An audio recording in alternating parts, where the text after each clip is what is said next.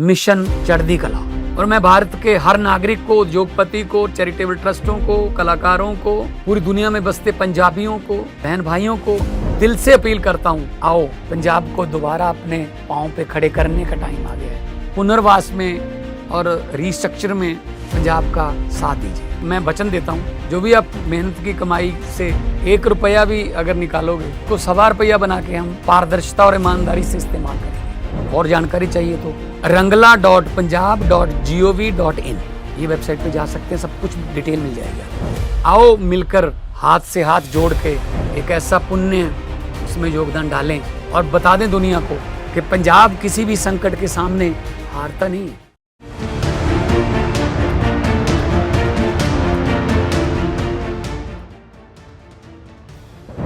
Donald Trump ने H-1B visa की fees बढ़ाई तो चाइना ने के वीजा निकालकर किया हमला। अब अमेरिका से मैन पावर निकलकर भागने लगा।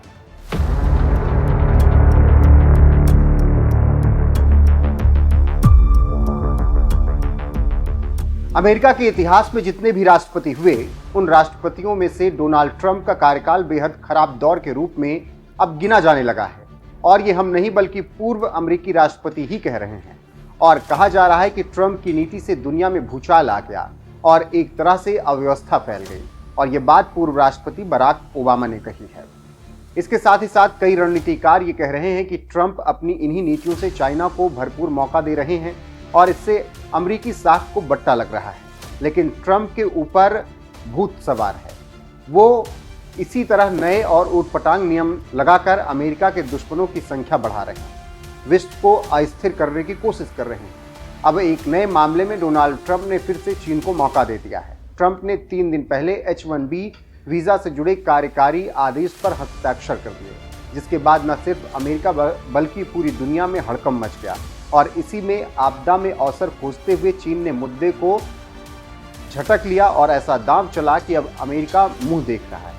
कहने का मतलब यह कि ट्रंप ने रातों रात H-1B वीजा की फीस बढ़ाकर $1 लाख अमेरिकी डॉलर कर दिया है, जो भारतीय रुपए में लगभग 90 लाख होता है। $100,000 per year.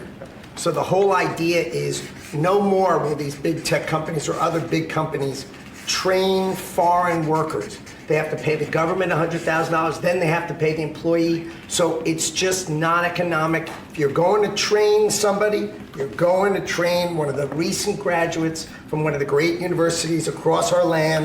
Train Americans, stop bringing in people to take our jobs. That's the policy here. $100,000 a year for H-1B visas, and all of the big companies are on board. We've spoken to them about the gold card.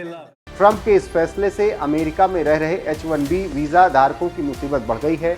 और अब जो नया talent America को ताकतवर बना रहा था, वो बादशाह बना रहा था, वो थमने की ओर चल पड़ा है।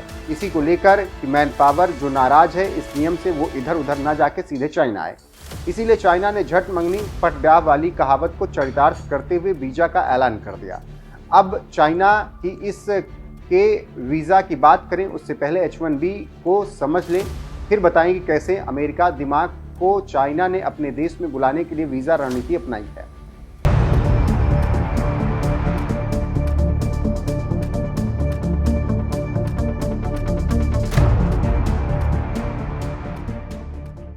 जानकारी के मुताबिक अमेरिकी H-1B वीज़ा की शुरुआत 1990 में हुई। अमेरिका ने इस वीज़ा की शुरुआत इसलिए की थी ताकि दुनिया का ब्रेन अमेरिका आए और अमेरिका को ताकतवर बनाए। इस वीज़ा का प्रयोग साइंस, इंजीनियरिंग, टेक्नोलॉजी और मैथमेटिक्स से जुड़े होनहार लोग अमेरिका पहुंचे और अमेरिका को वाकई ताकतवर बना दिया। लेकिन इस वीज़ा का ज़्यादातर फ़ायदा भारत को मिला और फिर चीन को मिला। लेकिन जब से ट्रंप आए तभी से भारत को नीचा दिखाने के लिए एक से बढ़कर एक काम कर रहे हैं, जिससे भारत की ताकत या भारत का मैन पावर अमेरिका ना पहुंचे। और यही हो रहा है। जब से ये नियम आया है तभी से अमेरिका जाने वाले और जानने वालों के मन में बड़ा सवाल उठ रहा है कि आखिर H-1B वीज़ा की नई फीस 88 लाख रुपए हो गई है, तो इसे कैसे पे किया जाएगा?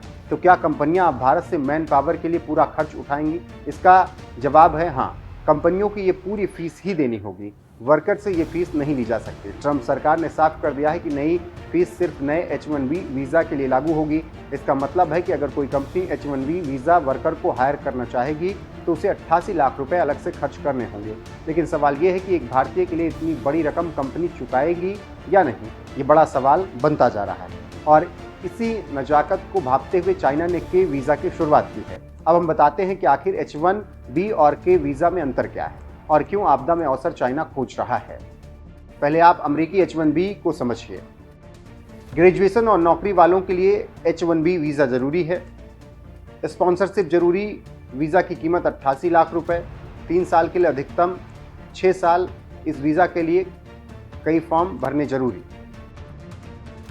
तो चलिए अब आपको बताते हैं चीन के वीज़ा के बारे में। ग्रेजुएशन और नौकरी वालों के लिए वीज़ा है। के वीज़ा में स्पॉन्सरशिप जरूरी नहीं, पैसे को लेकर सटीक जानकारी नहीं, टाइम बाउंडिंग नहीं, कब तक रहना है, सिर्फ काम के कागजात जरूरी। तो आप समझ सकते हैं कि इन दोनों वीज़ा में अंतर क्या है और क्यों चीन इस अमेरिकी वीज़ा में अंतर खोज रहा है और दाम चल रहा है।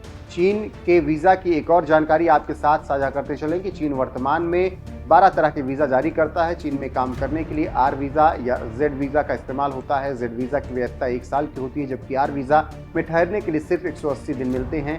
आर वीज़ा के लिए कोई फीस नहीं लगती, लेकिन इसका आवेदन प्रक्रिया बहुत लंबी है और मुश्किल भरी होती है, इसीलिए सफल नहीं हो पाया और चाइना इस पर काम कर रहा है। वहीं के वीज़ा में विदेशियों को ज़्यादा सहूलियतें मिल रही हैं, लेकिन जल्दी में लाया गया वीज़ा की जानकारी अभी साफ नहीं है। वीज़ा में कुछ ऐसी सुविधाएं दी गई हैं जो अभी चल रहे जेड वीज़ा में नहीं है।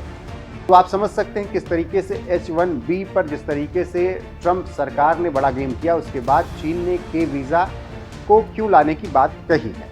बहरहाल के वीज़ा को लेकर आगे जो जानकारी आएगी आप तक जरूर पहुंचाएंगे। फिलहाल चाइना को नज़दीक से जानने वालों की माने तो चीन साइंस और टेक्नोलॉजी में बड़ी ताकत बनता जा रहा है। सैटेलाइट टेक्नोलॉजी, अंतरिक्ष अभियानों, मेटल टेक्नोलॉजी, IT सेक्टर और आर्टिफिशियल इंटेलिजेंस टेक्नोलॉजी में उसने भारी निवेश किया। अब ऐसे में उसे भारतीय इंजीनियर चाहिए और भारतीय इंजीनियरों को भी इसका फायदा हो सकता है अगर वो वहाँ पर जाते हैं। साथ ही चीन को भारतीय इंजीनियरों और टेक प्रोफेशनल का लाभ इससे काफ़ी मिलेगा। एक संभावना यह भी है कि अब सिलिकॉन वैली में काम करने वाले इंजीनियर चीन का रुख कर सकते हैं। देखना होगा कि इसका कितना फ़ायदा चीन को मिलता है, लेकिन आपदा में अवसर जरूर चीन खोज रहा है और अमेरिका को करारा जवाब दे रहा है, जिसकी वजह से अमेरिका के पूर्व राष्ट्रपति बराक ओबामा भी कह रहे हैं कि ट्रंप की नीतियाँ अमेरिका के नए दुश्मन रोज पैदा कर रहे हैं।